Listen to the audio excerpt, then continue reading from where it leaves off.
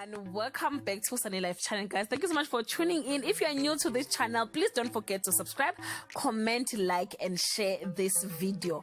To all the returning subscribers, thank you so much, guys, for your amazing support. Guys, we are talking about Generation the Legacy. I've decided to make my own speculation about this. Last week episode left many people confused if TD is telling the truth about the baby or not.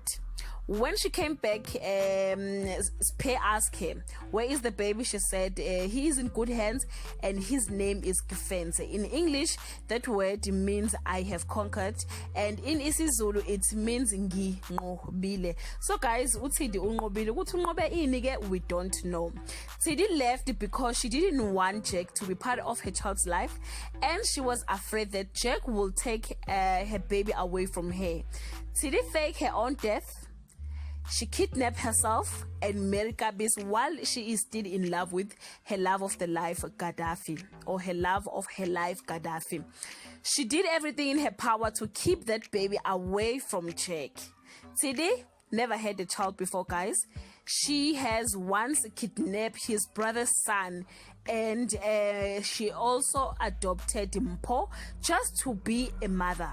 So guys, that information makes me believe that Thidi love abantwana and she will do anything to protect people she loves. I am ending my speculation by saying, guys, watch the space. For the fact that Jack decided not to do DNA test, that's a loophole. That makes me believe that Kifense is still alive. And Thidi might have buried a wrong child. Or Thidi might have gave birth to the twins. The other twin passed away and the other one survived, and she named the child Kifense, means I have conquered or nginqobile. Guys, yeah, this is my opinion. Please comment down below and share your thought, guys.